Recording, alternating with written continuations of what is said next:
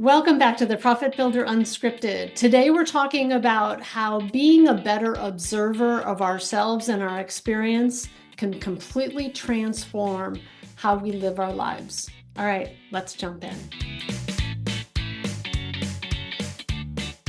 I'm so grateful to have my guest Bill Englehart with me here today to share his story of an event that happened in his life that positively changed really how he saw his life and how he managed his career and how it really impacted so many different areas of his life. And I just think that people sharing their stories is so powerful as a way of us not letting us know that we're not alone, that we all have this thread of shared humanity that is helpful for us to know that other people have experienced some of the same challenges or struggles that we have.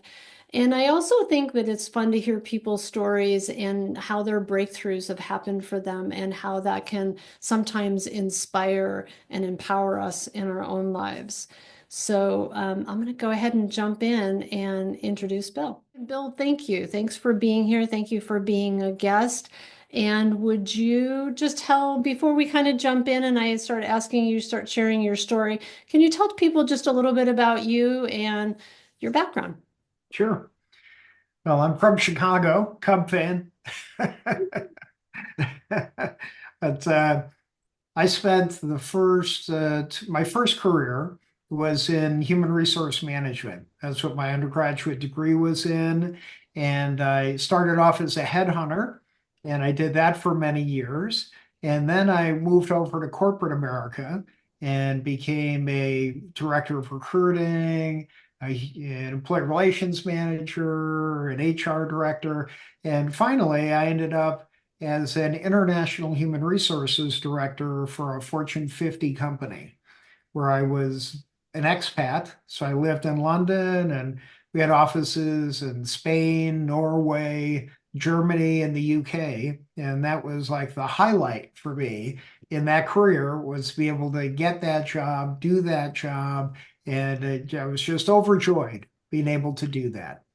But I was about 40 years old at that time, and I'd pretty much done everything that I wanted to do in that career.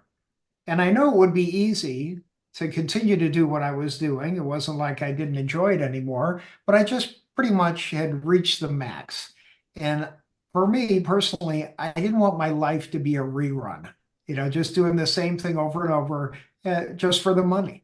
And I felt like I'd done very well up until that point in time. So I retired from the corporate world at 40. And then I was deciding, well, what am I going to do next?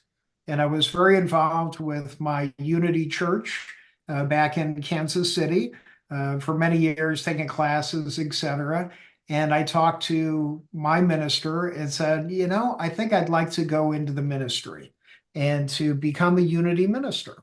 Because a lot of the principles that I used in business that helped me retire by the time I was 40 were principles I really wanted to share with everyone. And I felt like that would be a really, great application to be able to do that. So I became a Unity minister in 2005, graduated from the seminary, and ended up out in Marin County, California, uh, leading Unity in Marin.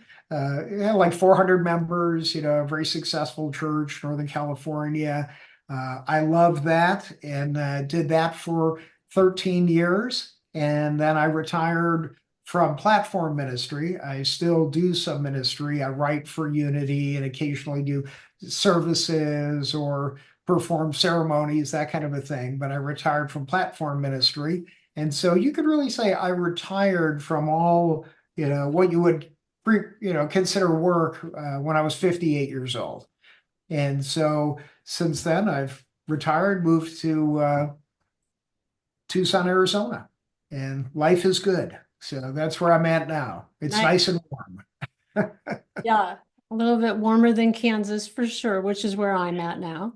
Um, so one of how I got to know you was when you were a minister at Unity of Marin.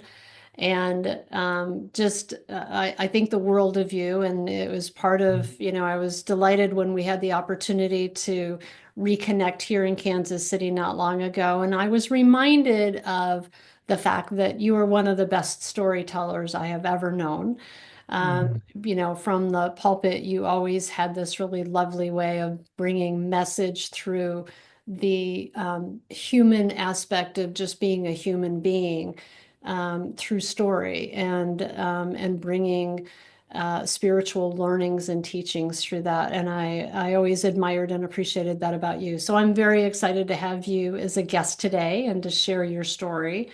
And would you just, begin, tell people about what was that moment in your life, right? And you and I chatted a little bit a few weeks ago about, there's lots of moments, there's lots of things that sometimes happen in our life that change us or impact us in some significant way.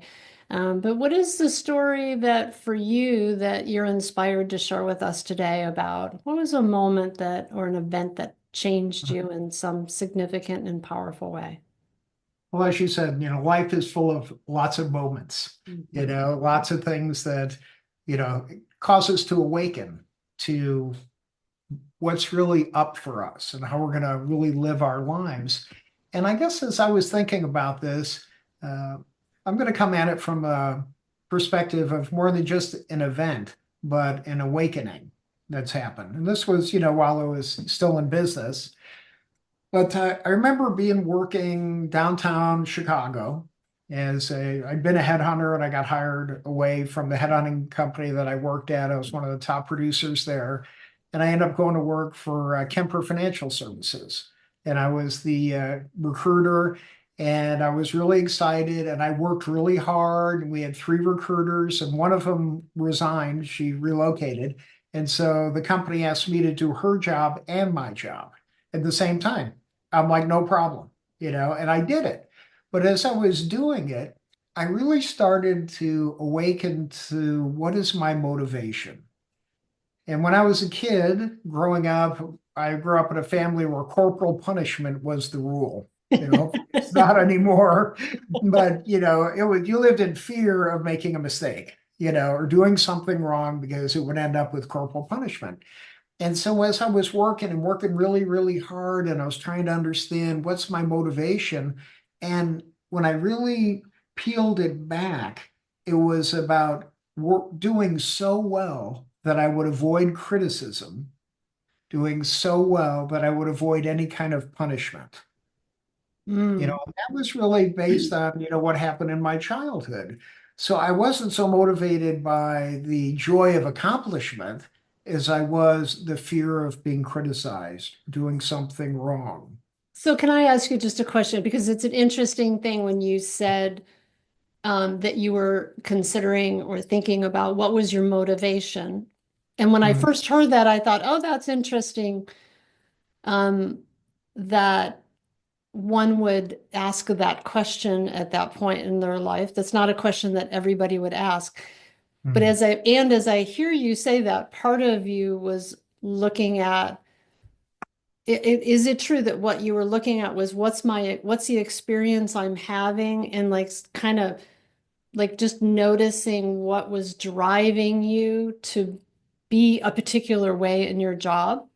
I think Okay. that's exactly the Yeah. way it unfolded. And I still remember I was working so hard and I was getting promoted right and left. Everything was great.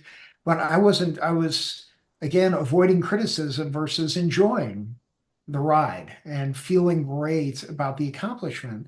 And I think at one point I used to bring a six-pack of Coca-Cola to the office. And I'd be drinking, caffeine like crazy. And a particularly challenging day, and I got a headache, from all the caffeine and all the pressure that was happening. And again, from the outside, nobody would have known. They would have said, Bill, he's, being promoted, he's making more money, everything looks great. But I knew from the inside that that just wasn't right. That I was more about avoiding criticism than I was about the idea of just enjoying the accomplishment and doing what it is that I was doing. So can I So I'm ask gonna, you another oh, question? sure. I'm Mhm. sorry. So, how did you know you weren't enjoying it? Like, besides the day that you got the headache from too much caffeine, like, what was the experience you were having? But let's say I'd get promoted or they'd give me a big raise and I'd feel relief. I'd be like, "Oh, I'm not in trouble. You Oh, know, I'm not doing I didn't do anything wrong." It was kind of that would come up for me versus, wow, I really earned it and I've really enjoyed it. So I could really see those things start to happen.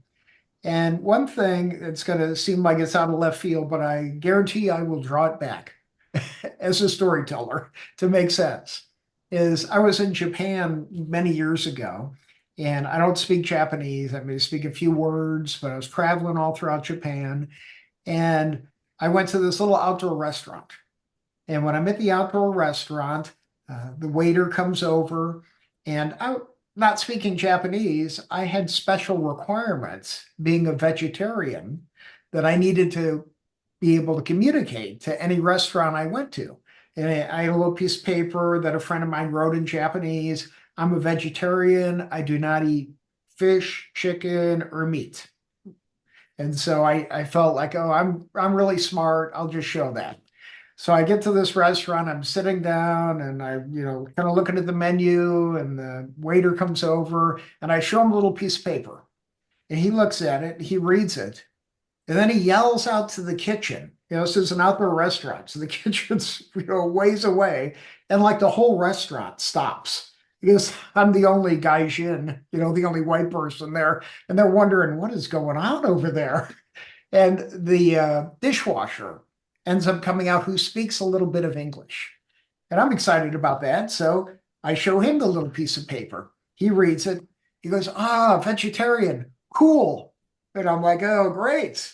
I'm totally set. They know. And so now I'll order, I'll just point to something. And so I do, and I'm feeling really good. And then the waiter comes back and he puts a plate in front of me, and I look at it, and it doesn't have a tail on it, doesn't have a head on it, but it pretty much looks like a fish to me. Now, I don't have the vocabulary. I don't have a little note that says, is this a fish? yeah. Right? So I'm like, what am I going to do now?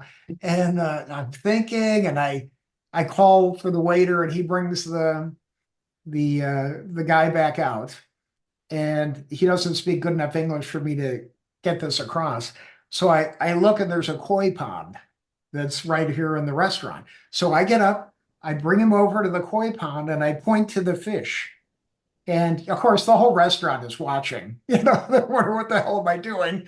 And then I come over to my plate and I point to that, and then I do the universal, you know, fish. And he goes, "Oh, yes, that's a fish, but you don't have to eat it." And I'm like, oh my God, for those of you that aren't vegetarians, in most countries you say that and they will never bring you chicken, fish, or meat.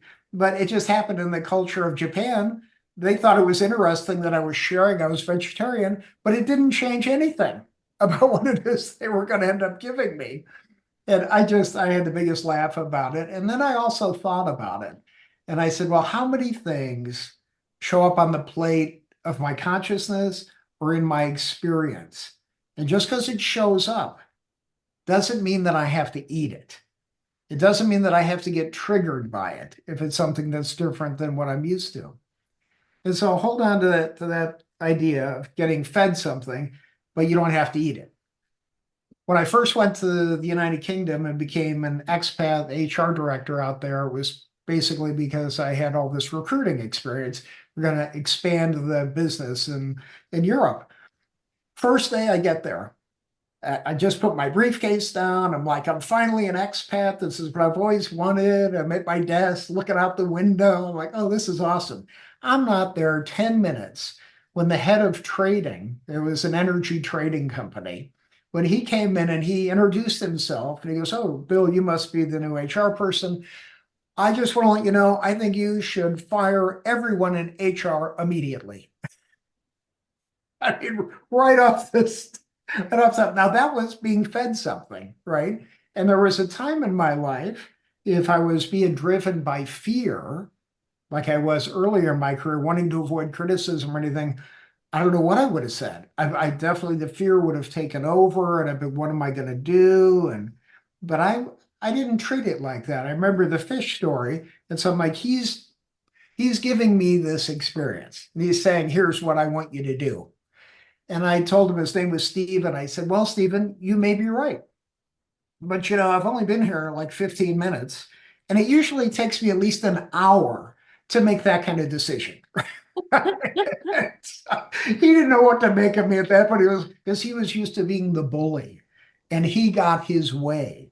At this office and this part of the company, he was like the top dog, and nobody ever teased him or anything else. And I think he stood back, and I said, "You've got a guy you're interviewing this afternoon. Why don't I just come? I want to see how you do it." So I go and I sit in with him, and about 10 minutes in, he's talking about the markets, et cetera, but we don't know anything about the guy he's interviewing. So I just cut him off, and then I do the interview, just right away. I just took it over. And by the time it was done, and I walked the guy downstairs, and I came back up, I was his best friend. Mm. Because it was like, oh my God, you really know what you're doing, etc. And now, if I would have bought into the fear, I wouldn't have joked with him at the start. And I would have been much more, I probably wouldn't have said anything in his entire interview because I'd have been afraid of offending him. But when I knew that I'm just going to enjoy what it is that I'm doing, and I know what I'm doing, and this is a skill that I have, I was able to do that. And just an interesting side note, after he took me out to dinner, etc., I actually meet the HR department. I meet him, there's half a dozen people, and I said, let me guess who your most difficult client is. And they're all looking at each other going, I said, it's Stephen, the head of trading. And they're all like, oh my God, how did you know? And I said, well, here, all you need to know is you never have to deal with him again. I'll deal with him 100% of the time. They thought manna from heaven. It came because I was able to alleviate all their fears and their frustrations about dealing with this one guy. And again, it was all based on approaching it from the place of just because somebody wants to dish something up to you that you don't like. And maybe that's a client, that's being totally unreasonable, or a supplier, or you're trying to negotiate for something, to be able to come at it from a place of joy and a place of mutual benefit, that can solve a myriad of problems. And a lot of it comes down to how do we interpret something that's different than what we're used to. Living in the UK, every American I meet would say, oh, they drive on the wrong side of the road. And I'm like, no, they drive on the opposite side of the road to what we do in the United States. That doesn't make it wrong. It's being able to be with people where they are and trying to take that judgment that can really get in the way of us having a really good experience with a client, a customer, a supplier. That if we're layering on judgments and saying what's right and what's wrong, that really gets in the way versus being able to be much more accepting of what is. And sometimes you do things Okay. and So I have a question for you. I'm listening to you, and you started this story talking about this moment that you had as you were being promoted in your career and noticing that there wasn't a lot of satisfaction or joy in what you were doing, and that you started to ask yourself the question, what's that about? Like, why am I not finding the joy or the appreciation in it? And you shared that you had this, as you started to contemplate it, you realized that your motivator was one of avoidance of pain, or avoidance of being criticized, or avoidance of doing something wrong. Okay. So tell me, so here's what I'm really curious about. One is, and I've been thinking about this since you sort of changed the direction of the story. So what I'm really curious about is, there's something that, as you had that realization, had you make a different choice. So what had you make a different choice, and what was the different choice that you made that had you like, so as I listened to you share those other stories about being an expat, being, this kind of this bully guy who was the head of investing, or being in the Japanese restaurant where you realized, you had to accept that you got served something, but you didn't have to eat it. Mhm.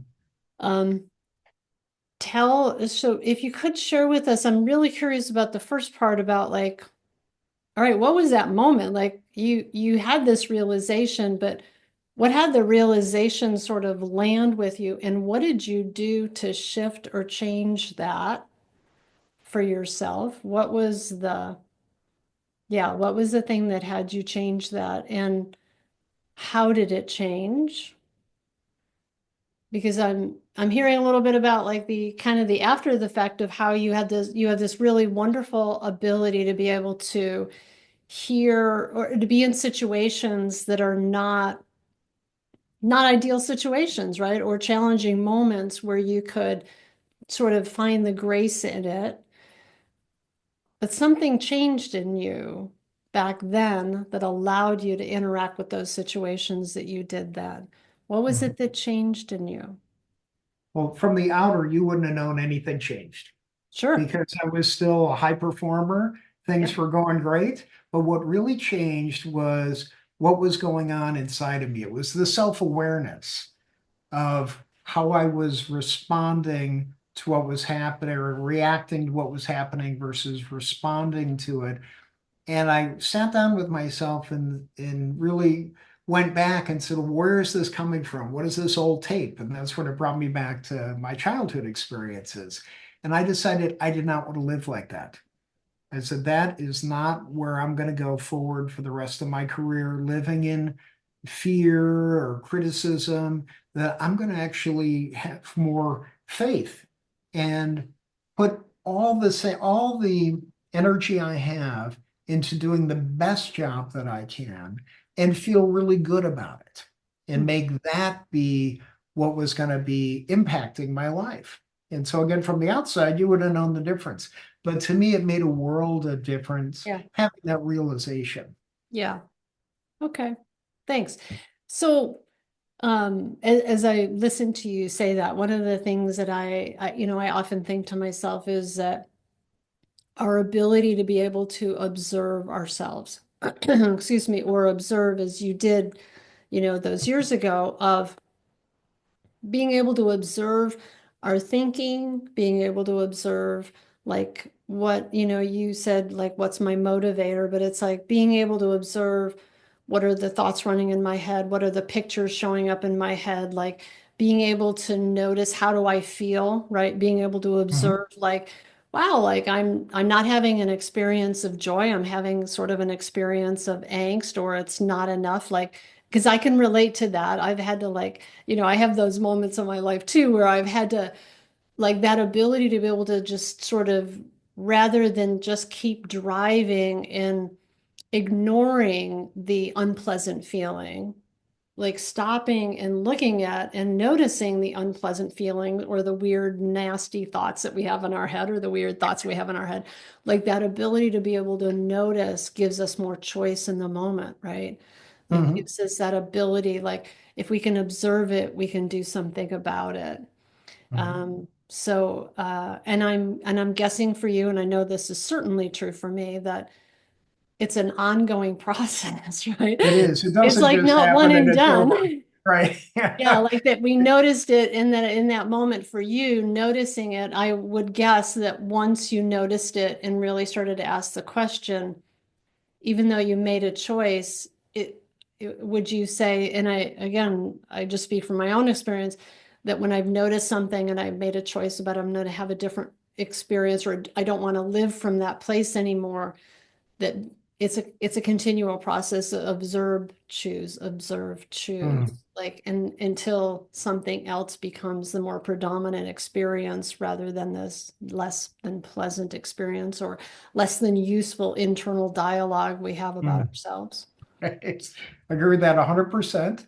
And to me, it was really be about self-awareness. And once I was aware of what I wanted my motivation to be, and be able to turn in that direction. Being a recruiter, and I know you interview lots of people, and whatever the title I had, to me, it was always about being a recruiter. And within that is really about understanding that person and knowing there's no perfect person for a job. Hmm. It's you understand the hiring manager, what he or she, who they are, and you're trying to figure what's going to fit in with them and their team. And then you're interviewing somebody and you're trying to find out, is that going to be a really good match? And I know some people in recruiting would, write down 50 questions and they make sure they go through every one of the questions and kind of like get an abacus out to add it all up and figure out, is this the right person? That self-awareness for me of the confidence that I'm going to be able to hear what it is that I need to hear. And I'm also going to hear what's not said. Hmm. Now you hear what's not said by, I'm just having an open interview as a tech person or anything else. I know the basic, to use design code, test, debug, etc. So I can run through those kind of things. But also I'm just getting to know that person. And if you're a keen observer of people, you'll find out what they want to gloss over, what they just kind of want to skip over. And Yeah. if you're just really open to having the experience, then I know exactly what to, drill down on. And again, it's not that I'm looking for the perfect candidate. It's like, okay, you said, oh, your boss loved you, and then you moved right on. And I would say, well, part of what we do is we check references. So when I give your boss a call and ask him about you, what's he going to say? You know, and then all of a sudden it's like, well, maybe we didn't have that great of an experience. But to me, it really comes down to that the joy of doing what I was doing and knowing that the right imperfect information will rise to the surface. And I'll be able to discern if this is the right match. I'll hear what they're saying. But again, I called it hearing what's not said, what gets avoided. And you can only do that if you're really in a place of confidence with yourself, with the process. Nobody's going to, pull the wool over your eyes. And again, that's all starts with self-awareness. So if I understand myself much better, and I'm really in a place of not of non-judgment about who the person is with their background, etc. I just want to find out about them. And I was much more apt to hire, if I was in college recruiting, some kid that had a B average but worked all their way through school than somebody who, didn't have to work at all and got an A average, but couldn't really grok what it means to work hard. Yeah. And so all kinds of things come to the forefront. So I think as we become more self-aware, then we become more aware when we're having interactions, whether it's recruiting or whether it's in sales. We wanted to open up an office in Norway when I was in the UK. And so I arranged a meeting with four people that were traders and their manager at a energy company in Norway. So I went over there, and I don't know what life is like in Norway for people working, but just like the self-awareness piece, we have to really be open and non-judgmental and listen.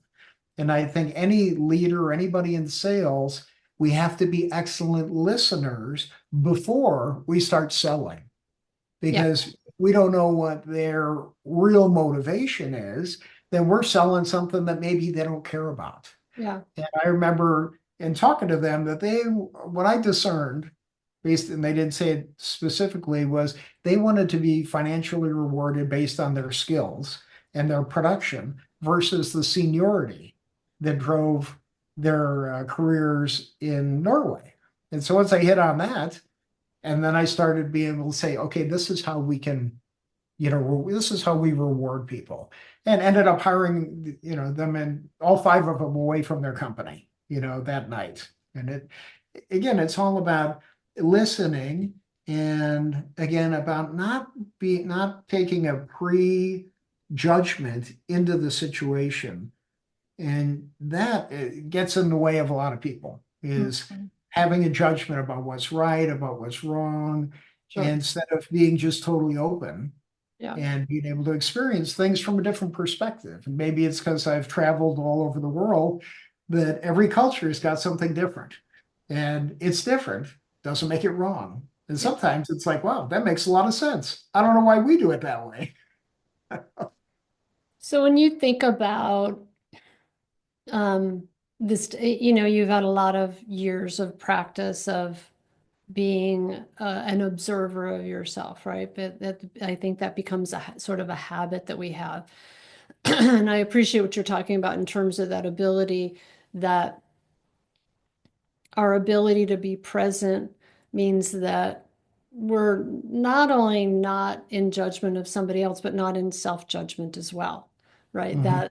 That a lot of times our self-judgment can get into our way of being present in a conversation because we've got sort of this mind chatter going on. For you, just as as a final thought about all of this, is there some tip or trick that you have about how to be more present and to be more self-aware in the moment, that allows you to get present? And then I'm going to share my perspective on this too, because I have a strategy that I use for that as well. Okay. Well, now, first and foremost, it's about knowing thyself, that you start really looking at yourself and trying to figure out, well, where am I coming from? And how am I coming across? And am I saying things just to make it appear that I'm smart? Sometimes people aren't listening because they've got the next thing in their head that they want to say that's going to show how smart they are. If we could really peel all that back and we can just really be present to ourselves and say, well, even if you're interviewing for a job, if I get the job, then it's the right and perfect job. And if I didn't get the job, then maybe I'm delivered, from what would have been maybe a bad job for me. And so it's really, to me, self-awareness first. Mhm. So, and it could be after you have a meeting or while you're in a meeting. And I remember being in a board meeting once, and as I was observing everyone, I was thinking several people were like putting their feathers up like peacocks, wanting to show how smart and how important they were, instead of really getting down to let's really talk about what's happening. And so every interaction we can have it, and then we can review it by sitting down with ourselves, going into the silence and saying, how do I feel about that? Well, how does it make me feel? How would I like to feel? And how can I get from maybe being in a place of fear to then moving over to a place of having more faith and joy? And it Mm. all starts with changing our mind. Right. Mm.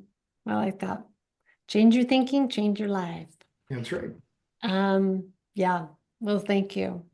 Just to piggyback on that for me, um, well, I would agree. I would concur with everything that you just said, and noticing the self-judgment and then asking that question of what's my intention? What's the experience I want to be creating? How do I want to show up in this situation?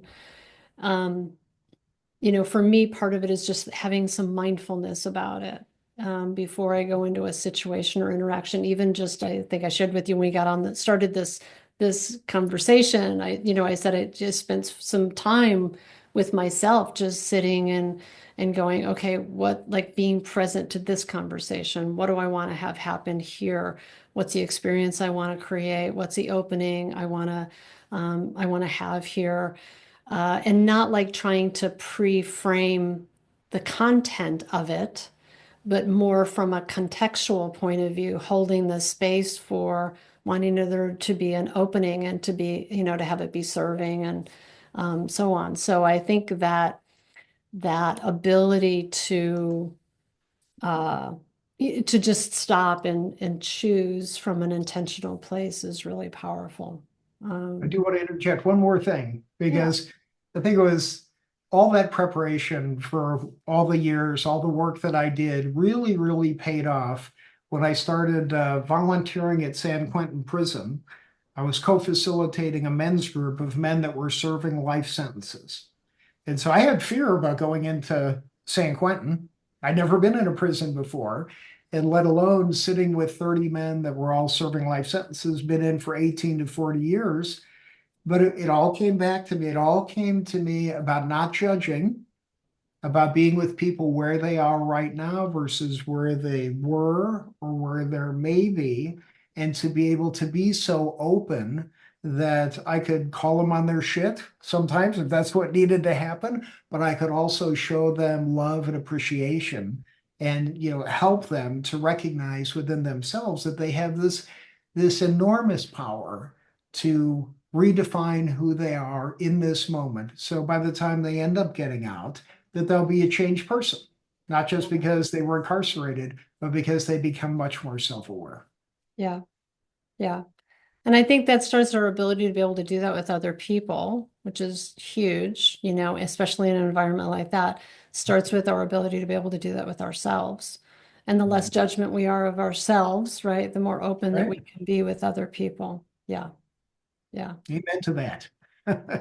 Yeah. Bill, thank you. I really appreciate you sharing yourself and sharing your story. Before we wrap up, I'm going to ask my rapid fire questions. Okay. Personal book or podcast? I'd say a book by a guy by name of Robert Brummett. It's called Finding Yourself in Transition. Yeah, So okay. get the double entendre there. It is finding your, not just finding yourself in transition, but finding yourself In in transition. transition. It's Nice. it's thin book, Unity publication. It's awesome. Okay, great. Thanks. How about business book? I would say there's a book called The Surrender Experiment, Ah, and mm-hmm. it's by an author named Michael Singer. Yep. And he also wrote a book called The Untethered Soul. And Yes. if you really want to get it, I'd read The Untethered Soul first and then read The Surrender Experiment. Okay. Very spiritual guy, created an incredible business. And I remember reading the first book and thinking, oh, yeah, but he's with some hippie out in the woods who came up with all this. Then I read the next book and I'm like, oh my God, he Yeah, was he's got some facing more cred stuff behind it. than I could ever imagine. So. Awesome. Thank you. Favorite food or meal?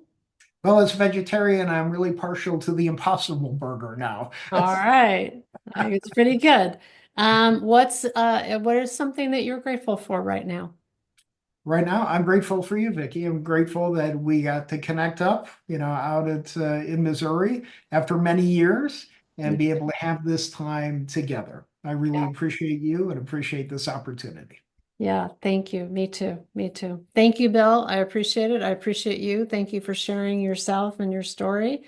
And for all of you who are listening, I hope you found some nugget of inspiration in this, and maybe out of this conversation that we've been having here today, that maybe you'll start to give some more thought to noticing and being a better observer of yourself, so that you can have a different experience in your life too. All right, thanks for Amen. being here, and we'll look forward to seeing you next time on the Profit Builder Unscripted.